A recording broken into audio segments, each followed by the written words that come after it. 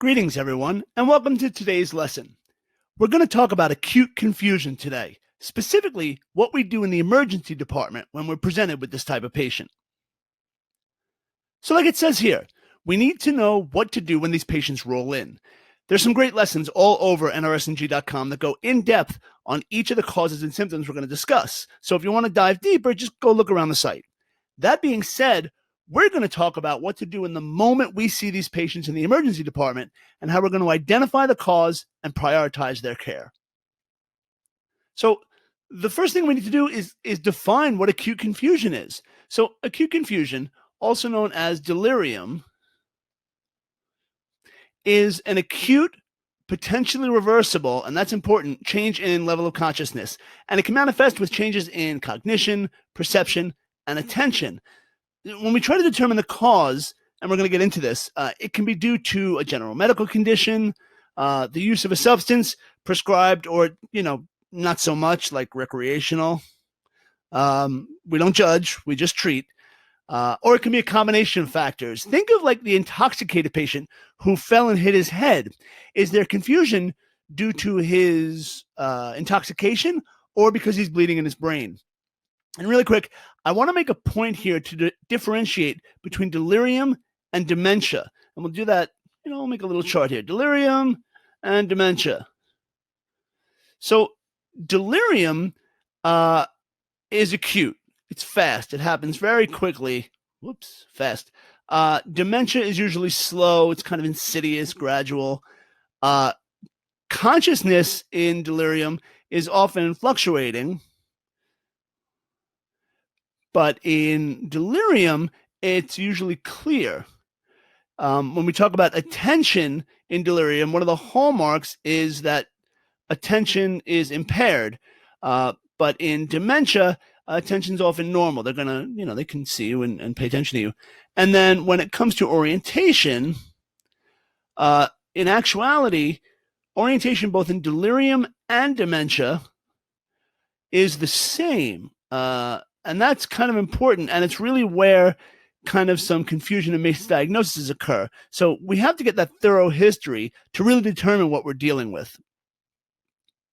So one tool we can use for assessing acute confusion is known as the confusion assessment method. And the way this works is we can determine that delirium is present if they have both, this is important, both a change in mental status from their baseline, which is easy to tell if they have someone with them, not as easy if they come in alone, and they have a level of inattention. And an easy way to do that is to ask the patient to spell the word world backwards. Now, I know you all just did that, and you realize you had to spell it forward a few times. Come on, I know you did, and just to help you out, DLROW. That is world backwards. So they have to have those two and at least one of the following: some disorganized thinking with, like hallucinations or paranoia, or an altered level of consciousness.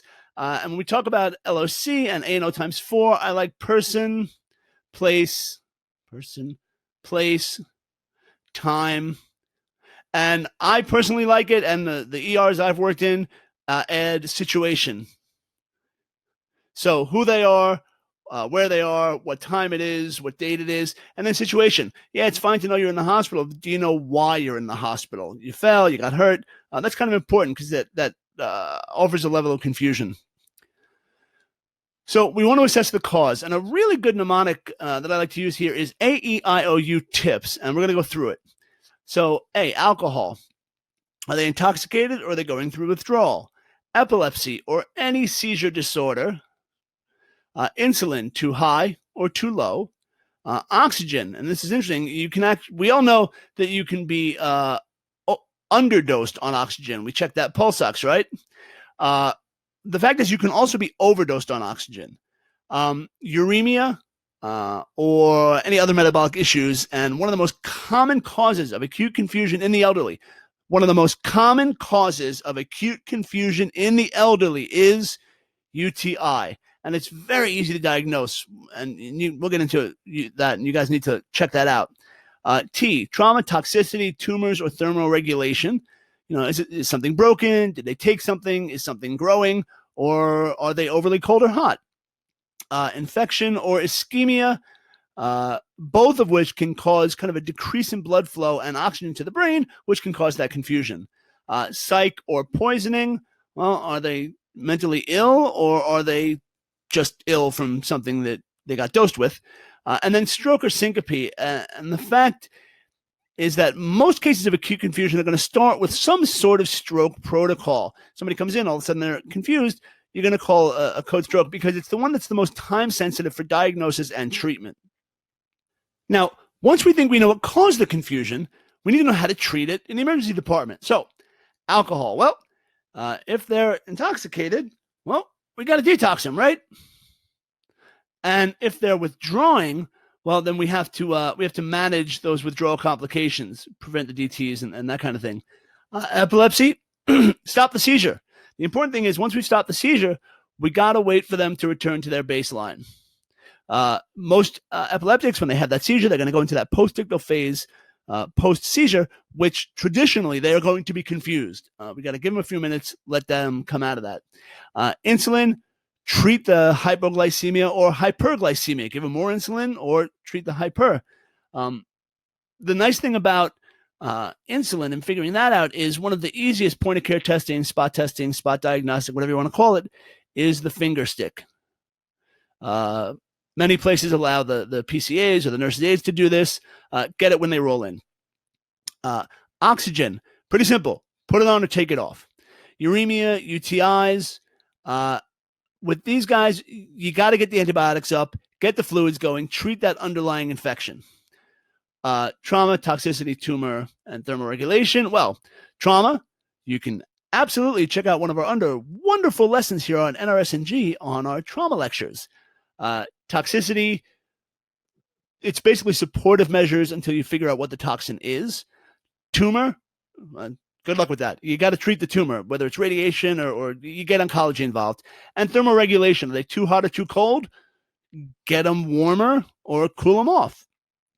Infection or ischemia. Infection, again, the antibiotics.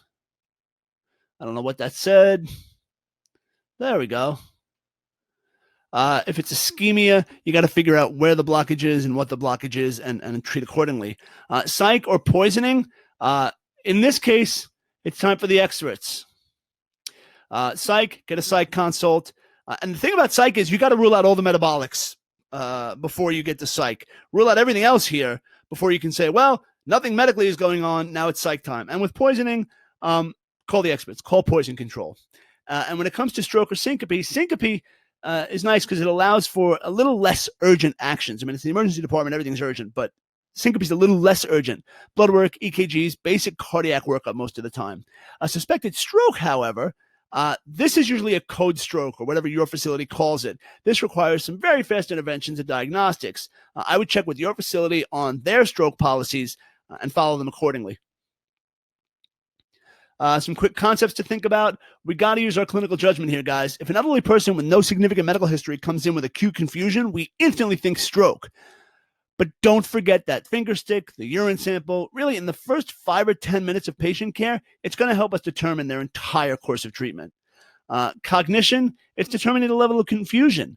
You can use the confusion assessment method or really anything your facility likes as a tool for confusion assessment. Just find out what your guys are doing. And then lab values.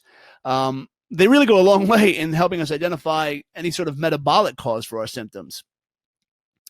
Some of the key points to remember, guys, I want you to use the confusion assessment method or your own facility's method to determine if your patient is really acutely confused. Delirium or dementia, remember those differences, and they go in depth in other places on NRSNG and that. Using that mnemonic, AEIOU tips, it's really going to help you run through your differentials and come up with that cause for your possible confusion. You want to be quick but efficient. Everything in the emergency department moves fast, but don't forget the finger stick. Don't forget the urine sample. Send all your labs, all those things that are done in the first few minutes of a patient's arrival, and tunnel vision. I like to say this a lot. I don't want you guys to get tunnel vision. You're focusing on your patient's minor head trauma, but you forget to assess that non-healing gangrenous ulcer on his foot, which is really the cause of his confusion. So don't get locked into one thing. Check your whole patient. Okay, guys, that's it for today. Don't forget to get more in-depth info on any of our emergency topics. Just check out some of the other lessons on nrsng.com. But for now, happy nursing.